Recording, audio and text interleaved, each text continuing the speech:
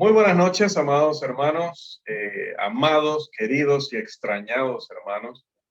Hoy estamos prácticamente todos en sala, eso es maravilloso y ojalá que si alguno tuvo algún inconveniente, pues pueda unirse en unos minutos y no perderse gran parte de lo que vamos a compartir esta noche en nuestra lección, la manera en que las sectas leen mal y usan mal la escritura. Recuerde que no son sextas, como las que van después de la quinta o de las quintas y antes de las séptimas, sino sectas con C, sectas. La manera en que las sectas leen mal y usan mal, obviamente, la escritura.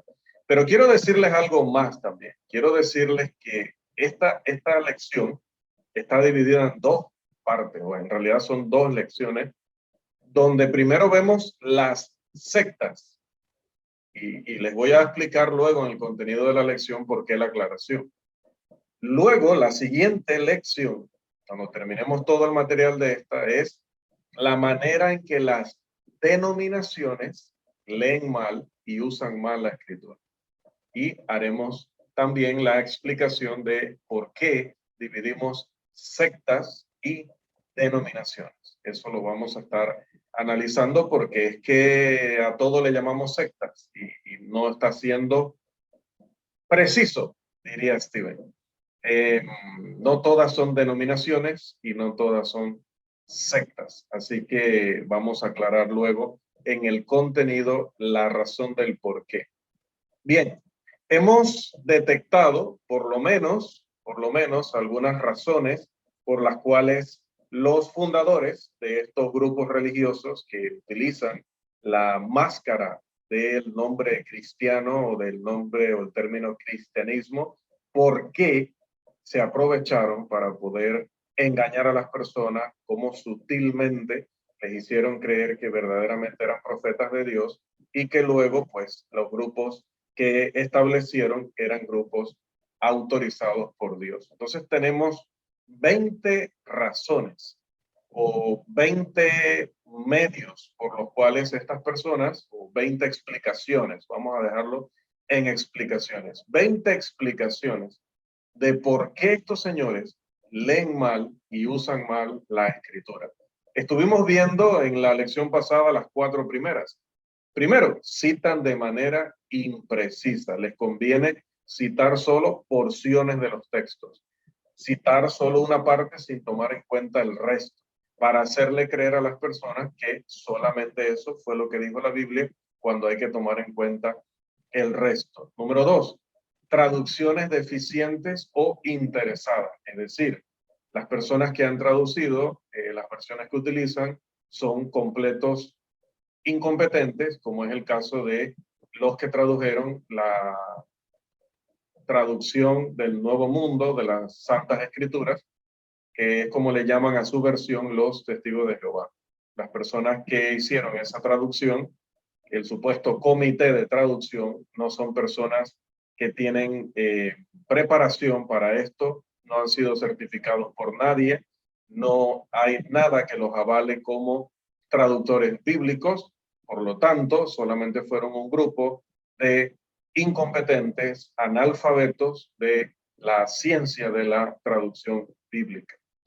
También hay traducciones interesadas, donde sí hay traductores competentes, pero les interesa traducir de cierta manera, incluso a veces no traducir, con tal de engañar a sus lectores.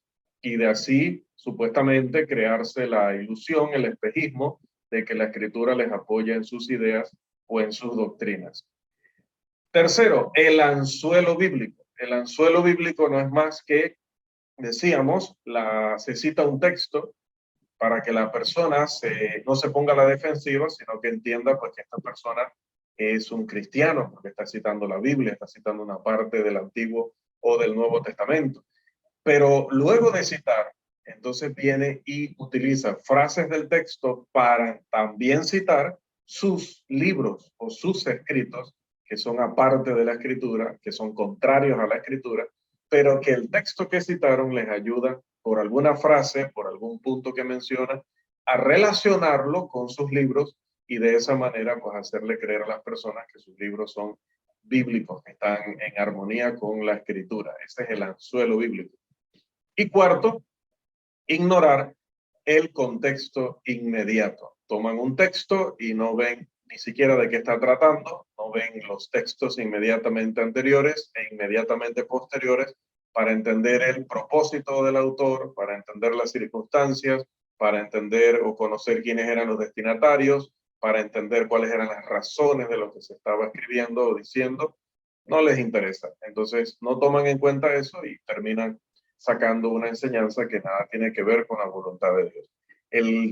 El ejemplo más clásico de esto es el que siempre citamos, el de Satanás tentando a nuestro Señor Jesús cuando le habla de aquel salmo que habla de protección, cuando le menciona el salmo o le cita el salmo que habla de la protección si se lanzaba desde el pináculo del templo, pero él le hace ver que está tomando ese texto fuera de su contexto. Para eso va a un contexto que sería pues remoto y le hace ver que no, que un concepto que vamos a ver en unos minutos, no se puede interpretar la escritura sin la escritura.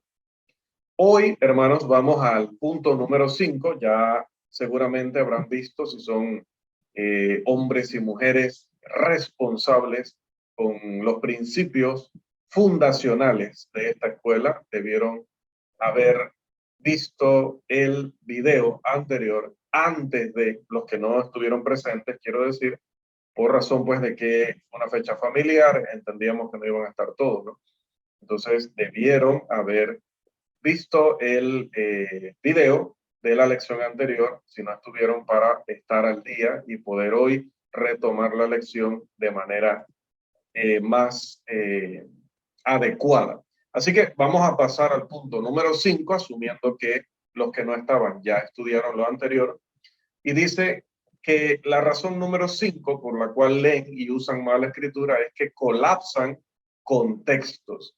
¿Qué queremos decir nosotros con esto de que estos señores colapsan contextos? Bueno, simple y llanamente, hermanos, es que nosotros debemos respetar el principio. Por eso dije que en breve les iba a explicar lo de no se puede interpretar la escritura.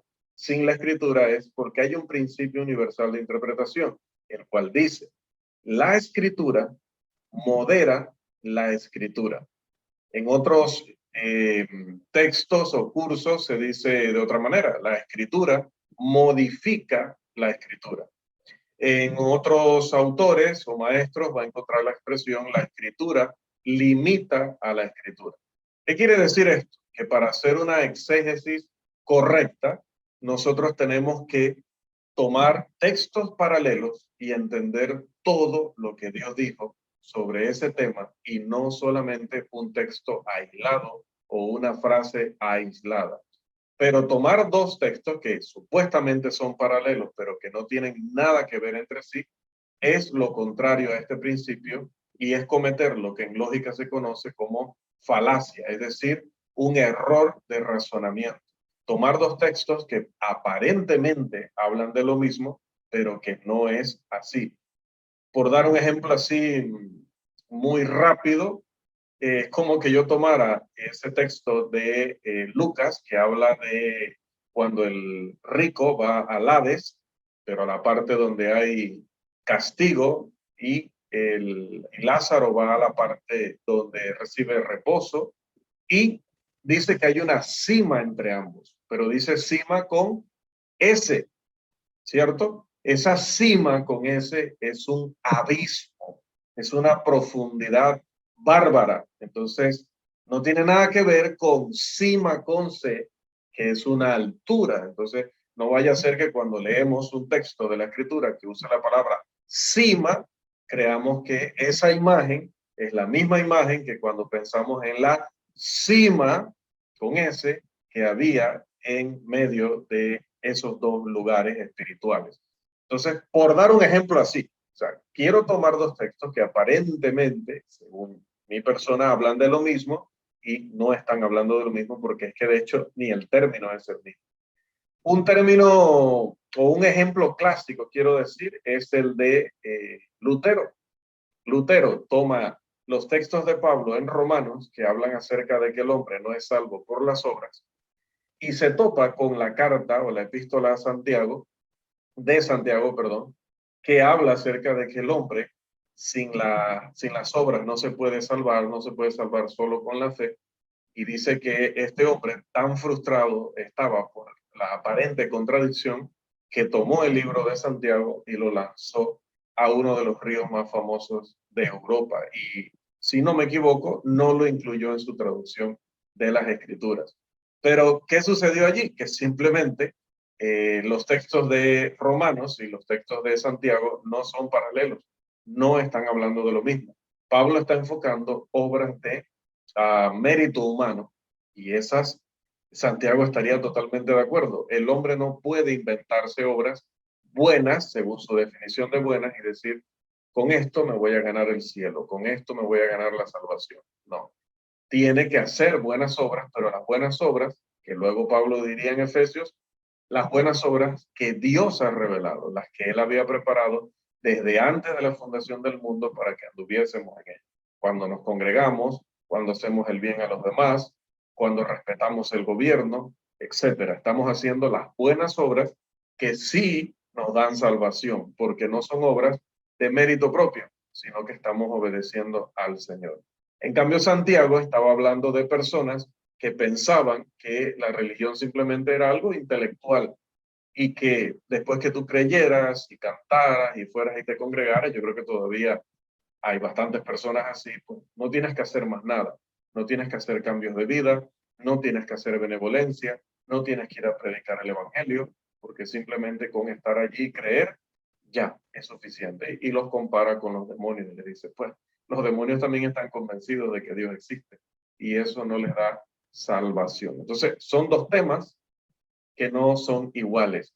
Quizá son paralelos en cuanto al tema de la fe, pero en cuanto a las obras no son paralelos, aunque los términos signifiquen lo mismo, aunque sea incluso la misma palabra griega, la temática que está desarrollando uno y la que está desarrollando el otro no tienen nada que ver. Así que no hay contradicción, simplemente están tratando dos temas diferentes.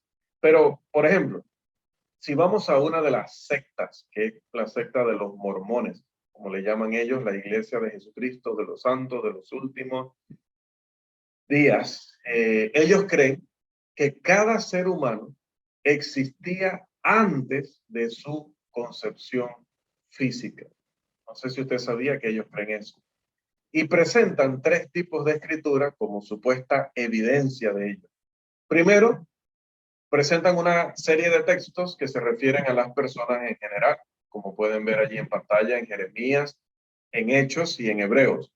Presentan otra serie de textos que hablan de las personas, o sea, se refieren, perdón, únicamente a la persona de Jesús, que se encuentran en Juan y en Hebreos. Y finalmente te presentan otra serie de textos que hablan de la existencia de ángeles antes de la tentación de Adán y Eva, como es el caso de Apocalipsis, o aparentemente el caso de Apocalipsis, que no lo vamos a interpretar hoy, no está dentro del alcance de la lección, pero utilizan Apocalipsis 12, 7 al 9 para hablar de esa existencia previa de los ángeles y decir que nosotros también, al igual que ellos, existíamos antes de la creación, pero de manera espiritual. Uno puede ver aquí el colapso de contextos y que utilizan esto para tergiversar y forzar la escritura para encajar una noción preconcebida. El texto de Jeremías 1:5 no dice nada acerca de la existencia del alma premortal, como le llaman ellos, incluyendo incluyendo a todos los seres humanos, porque no solamente hablan de Adán y Eva, sino que hablan de todos los seres humanos. Lo que realmente está hablando Jeremías es de la omnisciencia de Dios, ese preconocimiento que tiene Dios de que una persona como Jeremías iba a nacer y que esa persona iba a ser adecuada según los parámetros de Dios para que fuera su mensajero. Una cosa es que Dios sepa eso de antemano y otra cosa es decir que ya Jeremías existía antes de su nacimiento o que existía incluso antes de la creación del mundo. En el caso de Hechos 17, Este enseña únicamente la creación del universo por parte de Dios y su providencia. Y Hebreos 12 no habla nada de espíritus premortales. Habla allí de los espíritus de los justos hechos perfectos, pero no está diciendo que existieron antes de la creación ni que existieron antes de su nacimiento terrenal. Eso es forzar, tergiversar, agregar al texto con tal de sostener una teoría incorrecta. Número 6. Otra de las razones o maneras en las cuales las sectas hacen un mal uso, porque hacen una mala lectura de la escritura, es la especificación excesiva. Para poder defender, por ejemplo, su doctrina estrafalaria de que las personas cuyos matrimonios no han sido sellados para la eternidad, un lenguaje muy peculiar de estas personas, y que se van a convertir en dioses, según Doctrinas y Convenios 132, versículos 19 y 20, haciendo referencia a Cristo como Dios. El señor que aparece en pantalla, que es un mormón, Orson Hyde, no sé si se pronuncia así, utiliza el relato de la boda en Caná, el de Juan capítulo 2, y la familiaridad que tenía Jesús con aquellas tres mujeres, aquellas Marías, para decir, para afirmar de manera, con toda la desfachatez y la, creo que se dice, sinvergoncería, ¿no? Nosotros decimos acá sinvergüenzura en Panamá, pero creo que el término no es correcto. Entonces creo que es sinvergoncería. Por ahí, si alguien puede confirmarlo, luego lo escribe en el chat, ¿no? Pero bueno, como todo sinvergüenza, como todo descarado, pues llega a decir que nuestro Señor Jesús era novio, era pareja sentimental de María, de Marta y de la otra María. Extraer o forzar esa conclusión que dice cosas más específicas y detalladas que la conclusión legítima de las palabras del texto nos permite, es caer en esto que estamos mencionando. Es cometer la falacia de la especificación excesiva. Esto es precisamente lo que cometen. Ahora usted va a tener un nombre técnico para llamarle a eso. Aparte de chisme y aparte de bochinche, ahora usted va a poder decir que sus vecinas, y bueno, quizá a veces su pareja, no sé, pueda caer en ese error, se cae en el error o la falacia de la especificación excesiva cuando vemos algo o alguien dice algo y empieza, pues, nuestra vecina a decirnos, lo que pasa es que la vecina de enfrente me dijo que el esposo solamente viene cada 21 días. Ajá. Bueno, ¿y qué usted cree? Eso quiere decir que ella tiene a alguien. Si no fuera así, ella no me dice eso, pero me dice que el hombre solamente viene cada 21 días por una semana. Entonces, ese comentario, o sea, es obvio. ¿Cómo que es obvio? No es obvio. Usted está entrando a detalles y usted está haciendo una especificación que ni era la intención de su autor colocarlo, ni gramaticalmente, ni semánticamente usted puede encontrar en esa frase, si la pusiéramos por escrito y la tratáramos de analizar con las herramientas hermenéuticas, usted no podría encontrar de ninguna manera que la persona afirmó eso.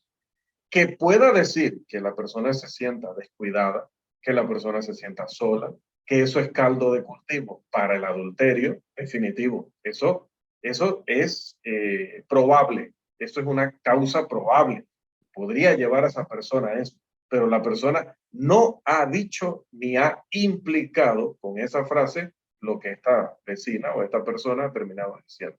Y digo que se comete mucho ese error, no solamente entre mujeres, también entre los hombres, pero me van a conceder, por esta noche por lo menos, me van a conceder que se da mucho entre amas de casa, porque pues estamos allí y estamos viendo el movimiento, estamos conversando mucho con la gente alrededor y se presta para este tipo de cosas. Por eso es que lo ilustro, pero no estamos exentos los hombres de este tipo de errores. Hago la aclaración. Esto se trata de, volviendo a nuestro ámbito que es el religioso, el bíblico, pues se trata de hacer una inferencia que realmente no está implicada en el texto o en la evidencia bíblica. Esta es una razón por la cual las sectas leen mal y usan mal la escritura y terminan engañándose y engañando a los demás. Pasemos a la siguiente. Número 7. Juego de palabras. Y aparece esta señora aquí. Mary Baker Eddy. Que esta señora, vamos a leer el contenido de uno de sus libros o de una de sus declaraciones en sus libros para conocerlo un poco mejor y ver qué tipo de líder religiosa era esta señora y qué ideas la llevaron a ser muy famosa y popular dentro de su grupo religioso. Por favor, vamos a pedirle a alguien que nos ayude con esta lectura. ¿Qué decía la señora Mary Baker Eddy? Cometiendo esta falacia o este juega vivo, diríamos en Panamá, de hacer juegos de palabras. ¿Quién nos ayuda, por favor? Amén. La palabra Adán viene del hebreo Adamash, que hace referencia al color rojo del suelo, del polvo, de la nada. Divida el nombre de Adán en 2 sílabas y leerá Adán, una obstrucción. Oh, un momentito, cierro, déjame acomodar el teléfono. Ajá. Una obstrucción en inglés. Esto sugiere la idea de algo fluido o una mente mortal en solución. Además, sugiere la idea de aquella oscuridad sobre la faz del abismo, cuando la materia o el polvo eran el agente divino en la creación del hombre, cuando era materia, algo maldito o que es opuesto al espíritu. Aquí Adán no es simplemente un juego de palabras. Esto significa obstrucción, error, incluso supone la separación del hombre de Dios y el obstáculo que la serpiente, el pecado impone entre el hombre y su creador. Gracias, Rafael. Mary Baker Eddy es la fundadora de la Iglesia de Cristo Científica. Así le llamó ella. Iglesia de Cristo Científica. Una señora que pues tienen que leer la historia de ella para darse cuenta que era una persona con serios problemas. De hecho, desde su infancia tuvo una experiencia bastante amarga, bastante complicada, que la convirtió en una persona neurótica, la relación que llevaba con su padre, y que luego, pues un día, a cierta edad, se resbaló en una, no sé si era una pista de hielo o fue en la calle, se resbaló y se lastimó fuertemente la columna. Aparentemente, o sea, en el momento se pensó que la lesión había sido gravísima, que probablemente no iba a poder caminar o no volvería a caminar de manera normal, pero estando en el hospital, ella supuestamente ora, pero ora de una manera muy particular. Claro, tendrían, otra vez, no está dentro del alcance de la lección entrar a doctrinas humanas, así que lo estoy diciendo así muy por encima, ¿no? Ella se recupera y supuestamente los vecinos, sus familiares, nadie se explicaba cómo se pudo haber recuperado tan rápido. Entonces ella alegó que había tenido una comprensión más allá de lo que la escritura dice, había entendido cosas de la escritura que nunca las había entendido antes.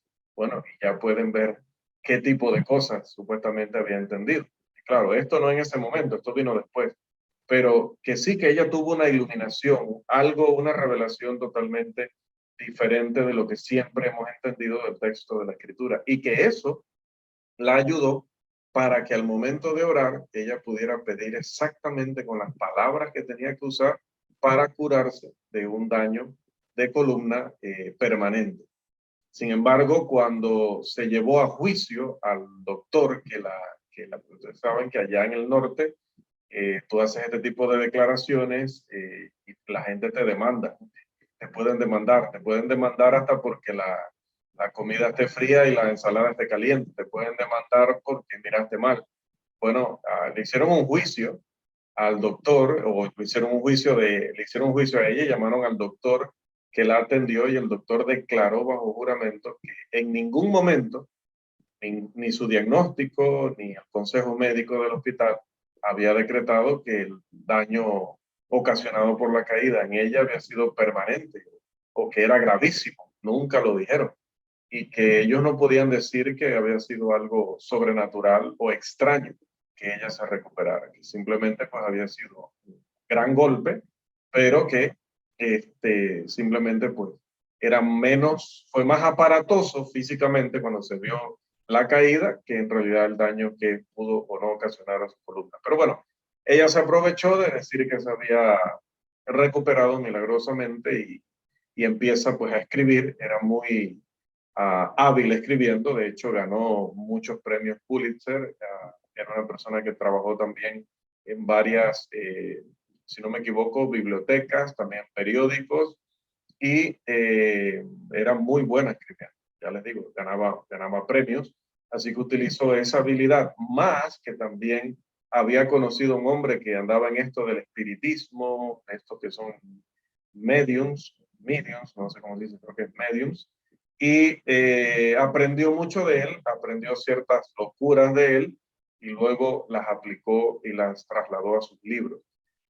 También se habla de plagio, ¿no? Se dice que ella más bien utilizó a esta persona y lo mezcló con ciertas cosas que ella creía y pensaba, y luego fue desarrollando aún más su doctrina, termina escribiendo los libros y se vuelve sumamente famosa. Bueno, tienen que leer la biografía de ella, tienen que tener pues una idea. Ya en YouTube también hay ciertos resúmenes, así que ya luego lo podrán ver con calma. Pero imagínense la manera de ver la escritura, de entender la escritura y de explicarla que tenía ella, al decir que el nombre Adam viene del griego Adamá, y que hasta allí está correcto, que significa color rojo, que hace alusión al suelo, porque la escritura dice que de ahí fue creado el hombre, ¿no? Del polvo. Pero que luego ella, de su imaginación, dice que toca dividir ahora ese nombre en dos sílabas. Y note lo siguiente: aparentemente la religión de ella está diseñada solamente para norteamericanos o para ingleses, estadounidenses e ingleses, y aquellos otros que hablan inglés, ¿no? Que ya Carlos nos aclarará después. Pero resulta que dice que hay que dividir el nombre que ya declaró ella que está en hebreo, y luego dice que lo divide, y ahí el término indica, bueno, Carlos, ¿nos ayudas allí, por favor? ¿Se pronunciaría? Si se divide, la palabra se tendría que leer Eidam. Eidam. Ok, muchas gracias. Imagínense, Eidam, pero en inglés. O sea, si ya ella dijo que es un término hebreo, ¿cómo es posible que ahora al dividirlo, ahora lo va a pronunciar en inglés y le va a dar los significados que tiene en inglés? Claro que entonces en inglés sí, es una frase y significa un dique, una presa, y por ende una obstrucción, ¿no? Entonces dice que Adán era una obstrucción al plan de Dios. ¿En qué sentido? De que como él era materia, y ahí nos acordaremos de los gnósticos que hablaban en contra, que hemos estado viendo en el otro curso, que hablaban en contra de todo lo físico, todo lo material. Bueno, ella es de esa línea también, y decía que entonces la materia o el polvo, aunque fueron el agente divino para la creación, en realidad eran opuestos a Dios y que eran carnales, pecaminosos por sí mismos, ¿no? Entonces Adán dice que simplemente es una obstrucción, un error. En el momento que se crea el hombre, queda separado automáticamente de Dios, y el hombre solo puede volver a Dios a través de esas revelaciones que tenía esta señora. Bueno, los hombres a partir del nacimiento de ella y su iluminación en adelante, porque entonces los hombres antes de ella, ¿cómo se salvaron si la revelación y la iluminación la tuvo ella nada más, ¿no? Pero bueno, imagínense hasta qué punto agarrar Y no lo hizo solamente con el nombre Adán. En realidad, al final, esta señora se dedicó a reinterpretar. Su iglesia es la iglesia de los cristianos cientistas, un término que, pues, para la RAE creo que no existe, pero que se ha tenido que, se dice acuñar o se ha tenido que emplear o inventar o adoptar porque no se les puede llamar científicos de ninguna manera. Ella le colocó así a su grupo religioso, pero nosotros no podemos insultar a la ciencia diciendo que este grupo era científico, porque no era científico, eran esotéricos, eran espiritistas, eran personas que quizá ni siquiera estaban cuerdos. Entonces, ellos tratan de inventarse así significados de la escritura para luego darles a los textos un sentido según lo que a ellos les convenga más, ¿no? Tiene un libro que se llama Escritos Misceláneos, y en ese libro ella dice, el significado literal de las escrituras les quita todo su valor y en cambio es el fundamento de la incredulidad y la desesperanza.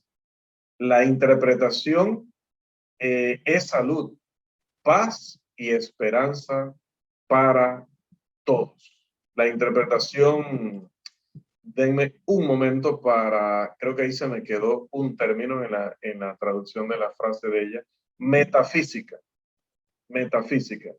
La interpretación dice metafísica de es salud, paz y esperanza para todos. O sea, esa interpretación metafísica que dice ella no era más que ella decir, bueno, tal término no significa eso, significa esta otra cosa. Tal término hay que dividirlo en 2 o 3 palabras y entonces luego tomar esas 3 palabras y decir que ese que nada más era un solo término en realidad es 3 palabras en una frase y significa totalmente otra cosa.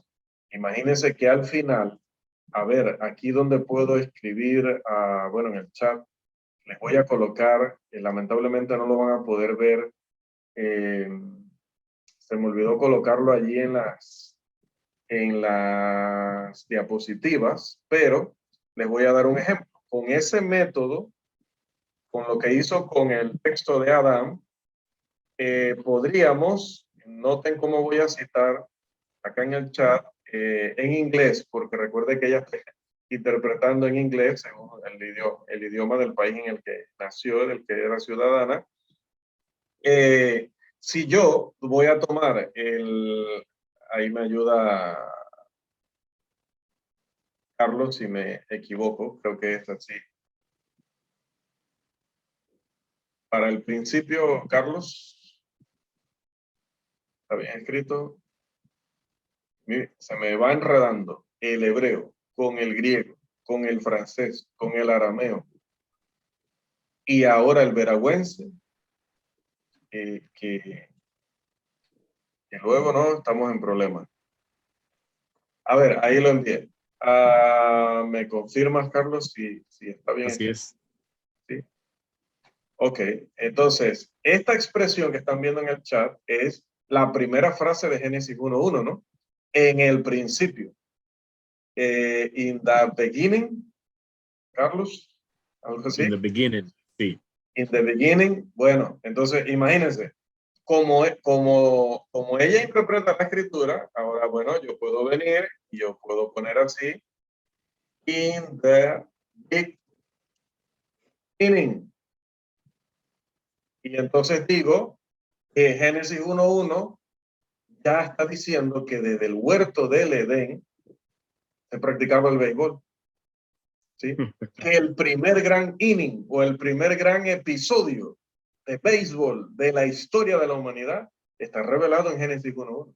Imagínense que lo que es bueno para el ganso es bueno para la gansa. En este caso, pues lo que es bueno para la gansa, Baker Eddy, es bueno para el ganso. ¿Por qué? Porque si ella puede agarrar el nombre de Adán y dividirlo, nombre hebreo, dividirlo y luego pronunciarlo en inglés e interpretarlo en inglés, pues yo también puedo tomar este texto de Génesis 1:1 en la Biblia en inglés y dividirlo de esa manera y decir que ahí se estaba anunciando ya el béisbol como un deporte que iba a practicar la humanidad. O sea, algo totalmente ridículo, definitivamente, ¿no?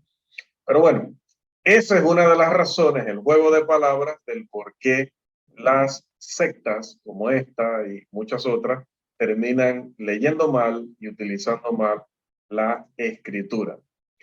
Número 8, la falacia figurativa. Y retomamos el tema con la señora Eddy. La señora Eddy creó un glosario, un vocabulario de 125 palabras.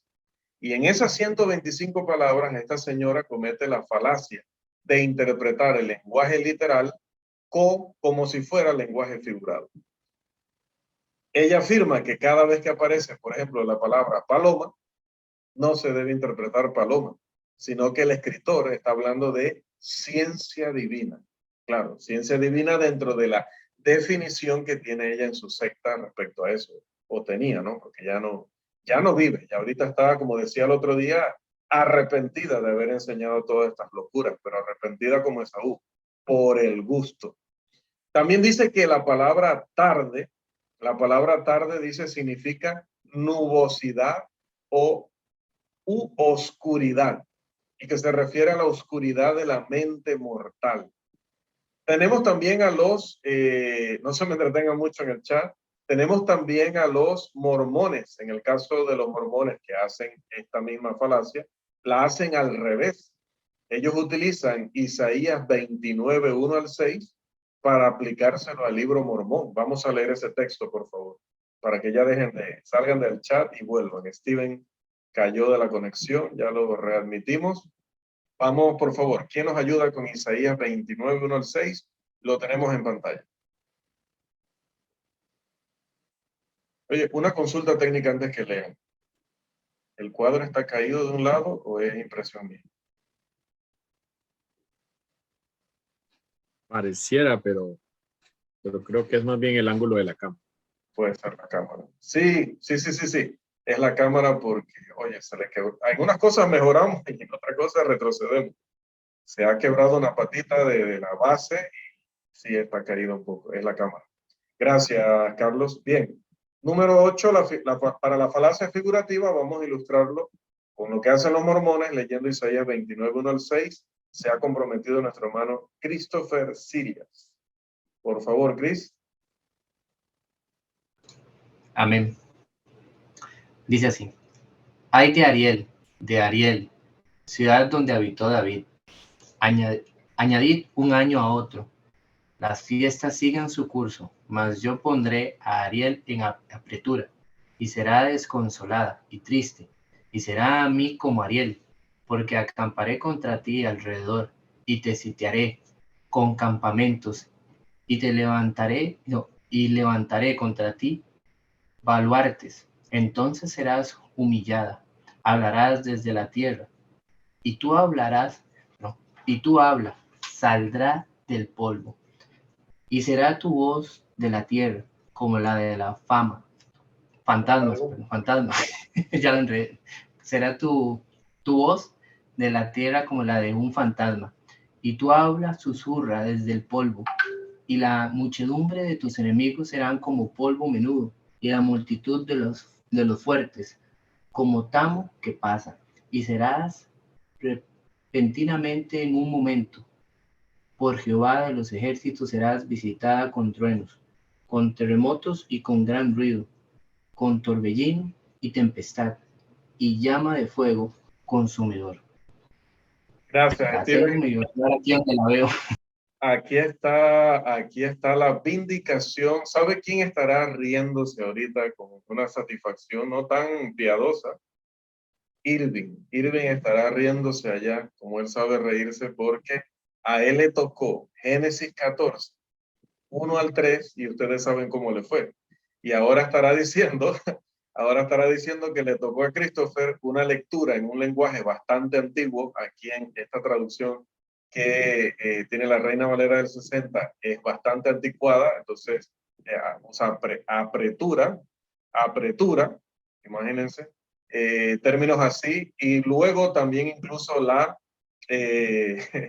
eso también, la puntuación también hay que detenerse bastante, que de hecho le iba a decir pero no hizo la pausa, pero iba a decirle a Christopher que leyera un poquito más lento porque la puntuación lo iba a traicionar, lo traicionó ahí varias veces, pero de este texto, para que avancemos, ¿no? Porque no vamos a interpretar ahorita otra vez Isaías, ¿no?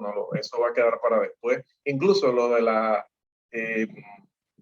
esta falacia de interpretar el lenguaje figurativo como literal, lo vamos a ver en la segunda parte de hermenéutica, porque estamos dando un curso ahorita que es hermenéutica básica y luego vamos a dar una segunda parte que es una hermenéutica un poquito más especializada en ciertos aspectos gramaticales y ciertas cosas que allí veremos estos temas de la profecía predictiva y de este error de interpretar lo figurado como si fuera literal. ¿Qué hacen ellos con este texto? Y si leyéramos el resto, que lo aplican al libro de Mormón, dicen que esa es el mensaje que Dios iba a mandar, no que estaba mandando, que iba a enviar a las Américas, y era ese famoso libro.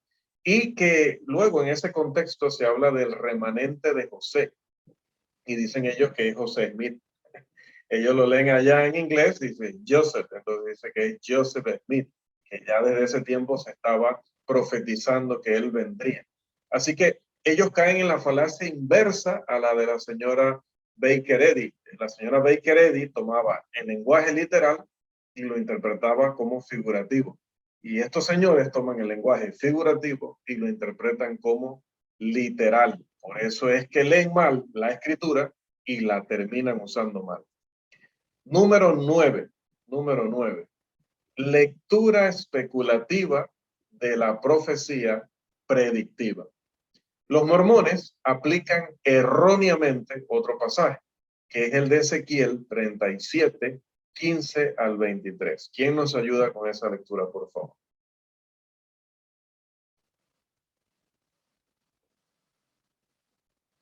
¿Quién nos ayuda? No está como la de Isaías, así que tranquilo, con confianza. Ezequiel 37, 15 al 23, lo tenemos en pantalla. ¿Quién nos colabora con la lectura? Bueno, Rafael cuando está despierto le gusta leer mucho, pero lo habremos perdido ya. Irving, cualquier cosa. No. Avisa. Aquí estamos. Es el texto que está ahí. En pantalla, sí.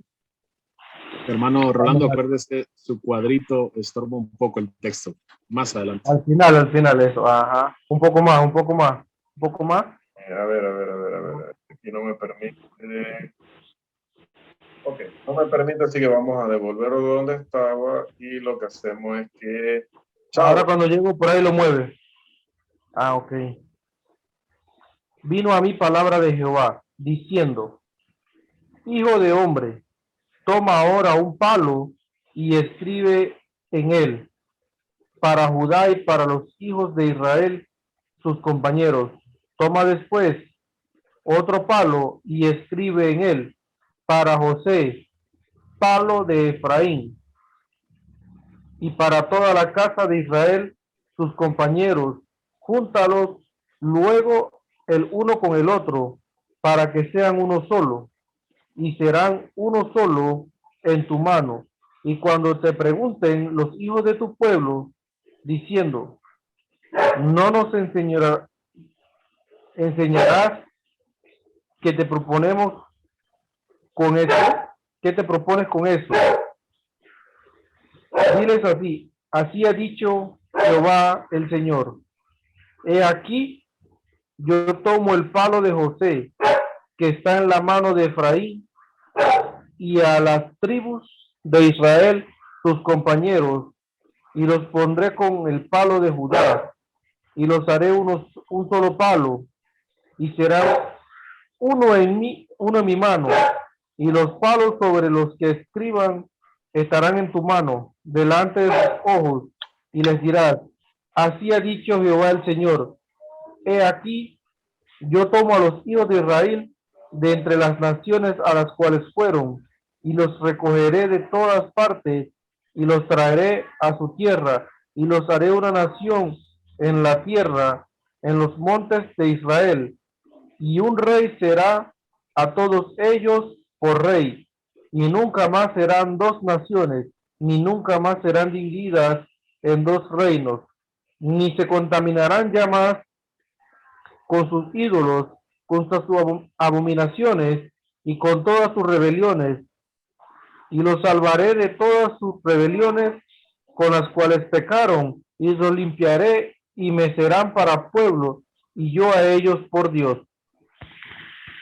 Amén. Gracias, hermano Rafael. Oye, para todos, tenemos que leer más el Antiguo Testamento. Se nos está complicando. Esta es la razón por la que no quería apagar la cámara. Yo no sé por qué, pero la cámara se pone sentimental. Me dan unos segundos. Entonces, el problema de XSplit es que luego en el video paso haciéndole propaganda todo el rato, ¿no? Ya. Creo que ya volví a mi cámara normal. Excelente. Bien, varones, una lectura larga, pero es lo que les decía el otro día. Es que esta lectura la van a hacer ellos cuando nosotros conversemos con ellos, sea que nos visiten en casa o sea que nosotros queramos estudiar. Claro, tanto ellos como los testigos de Jehová no permiten que usted tenga un debate. Va a ser muy raro que usted se encuentre uno de ellos que quiera debatir. Probablemente va a encontrar a seguidores, miembros comunes, que no sean los famosos elder, que de elder no tienen nada, que quieran conversar con usted y le van a citar este texto. Y en caso de que usted haga como hice yo en una ocasión, que me convertí en estudiante para poder hacer preguntas. Entonces lo que hacía al estilo de Sócrates era, planteaba preguntas durante el estudio y a través de las preguntas iba dirigiendo la conversación a los temas que quería tratar con las personas, en ese caso con los testigos de Jehová. Pero el día que usted le toque hacer eso de esa manera o que estudie con uno de sus seguidores, le van a leer un pasaje como este y le van a decir que esto coincide perfectamente con lo que dice el libro Mormón, que los nefitas, que según ellos son descendientes de la tribu de José, que se ubicaron en América, que los nefitas eran las personas de las que estaba hablando Dios en este texto. Y luego toman también Joel 2:28 en adelante y lo aplican erróneamente a Joseph Smith, cuando Pedro dijo claramente Pentecostés, que dijo Pedro en Hechos 2:16, mas esto que ustedes ven, que ustedes oyen, esto es lo dicho por el profeta Joel. La Iglesia de Dios Mundial también afirma que Cristo no está ahora mismo en el trono, gobernando como rey sobre su reino, aunque Pedro, Cristo y otros dijeron lo contrario en Marcos 9:1, Mateo 16:18 y 19, Lucas 24:44 al 49, Hechos 2:33, Colosenses 1:13, Apocalipsis 1:9, Primera de Corintios 15, 24 y 25. Muchos textos, y podríamos citar más, que se afirman del reino actual de Cristo, que es la iglesia, que Él está en su trono, que está gobernando, pero ellos dicen que eso no puede ser porque, otra vez, toman la profecía y la interpretan a su manera para hablar de un reino futuro que aún no se ha establecido. Número 10, y vamos a quedar en esa número 10 porque pues, el tiempo anda a caballo y nosotros andamos a pie. Este señor que ven en pantalla, Irving Ginsburg, o como quiera que se pronuncie su nombre, porque no es norteamericano, afirma que el árbol del conocimiento que había allá en Génesis 1, escucha esto, es una computadora central, ya que dice que en este pasaje el término conocimiento es el término clave de esa lectura, no el tema del árbol, no, dice, ahí dice árbol, pero es para tratar de hacerlo entender aquellas culturas primitivas, pero hoy, con todo el avance de la ciencia, nosotros ahora sí podemos entender ese texto y muchos otros de la manera correcta. Entonces dice que allí el árbol del conocimiento al que Dios no quería que el hombre echara mano era la computadora central, la Matrix, imagínense, wow. Además llegó a decir que el jardín de Edén era una nave espacial que se estrelló en la Tierra y que transportaba a dos seres superiores que pues se llamaban Adán y Eva. Otro señor de esa misma línea de delirio, locura y doctrina de demonios, Erich von Däniken, se hizo famoso por afirmar que el Arca del Pacto era un transmisor para comunicarse con alienígenas en planetas muy distantes del nuestro. Y que incluso Elías tuvo el placer, el privilegio de ser separado de la Tierra y viajar al profundo espacio en una nave espacial, y que pues Eliseo fue el testigo de eso, ¿no? Pero hermanos, ¿dónde está la evidencia bíblica de todas esas suposiciones? Tienen la misma evidencia que la que tienen las personas que usan aquella famosa frase, ayúdate que yo te ayudaré. Frase que no se encuentra en las Escrituras.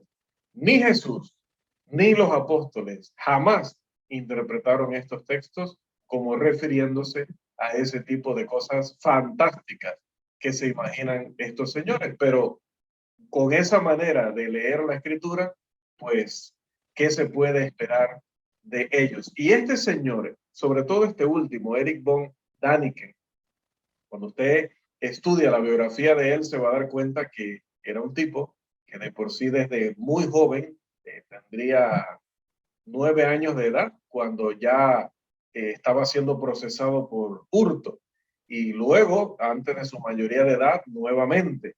Y cuando ya completa su mayoría de edad y empieza a trabajar en un hotel y empieza a trabajar en ciertos lugares, otra vez, incluso se registra en su récord policivo que en varias ocasiones, de manera reiterada, era una persona inclinada al robo, al hurto, para ser más específico, al hurto, a la estafa, a la malversación de fondos, etcétera. Y así fue durante muchas etapas de su vida.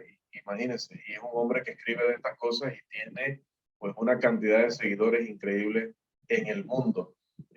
Luego, su libro más famoso también fue acusado de plagio, pero pues no prosperó porque este hombre, al final, como siempre sucede, fue más persuasivo que un predicador puro del evangelio, o fue más convincente para sus seguidores que aquellos que lo acusaban. Incluso ese libro, hablando de ese libro más popular o más famoso de él, pues lo escribió en la prisión mientras pagaba o purgaba las culpas de estos delitos que les menciono. Así que imagínense de qué tipo de personas estamos hablando, que por eso tenían esta fantástica imaginación.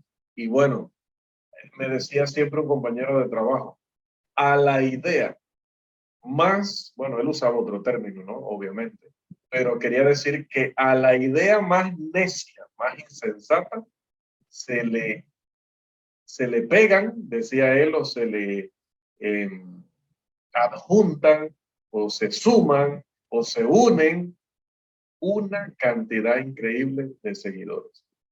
Tú empiezas a hablar de la verdad, de lo correcto, de lo justo, de lo sano, y te verán como un loco, te verán como un fanático, te verán como un enfermo, pero empieza a hablar de que Ezequiel vio una nave espacial que tenía 4 ruedas, que las ruedas, dice, unas andaban hacia adelante, otras hacia atrás, una en diagonal, que tenía no sé qué, que parecía un iPhone. Y te van diciendo eso, y créeme que empiezas haces una página web, hoy día abres un canal de YouTube, abres un canal de Twitch, y esto se dispara increíblemente. Creo que no podía decir el nombre de la otra red, en esta red donde voy a grabar luego el video, pero suben eso o escriben libros y son miles de copias vendidas, miles. Creo que él vendió 100,000 de sus primeras copias. Mary Baker Eddy, lo mismo, apenas escribió, eso fue una locura. Los mormones son prácticamente dueños de si Carlos si Carlos me corrige, en caso que me equivoque, creo que el estado de Utah, mejor dicho, creo que el 80% de los que viven allí son mormones, tienen un control increíble de la política, de todo allí. Imagínense, o sea, es un éxito que tú salgas con cualquier disparate, pero anda a predicar el evangelio, pues se cumple lo que ya el Señor había dicho en Mateo 7, cuando habló de la puerta ancha y la senda ancha, y lo que sucede, y la puerta angosta y la senda angosta y lo que sucede. Así que, amados, todavía nos quedan 10 por considerar formas en las que las sectas leen mal y usan mal la escritura, pero ya quedarán para la lección la próxima semana. Así que vamos a quedar esta noche aquí y le damos gracias a Dios que nos haya dado la oportunidad de avanzar una noche más en esta interesante lección. Que el Señor les bendiga.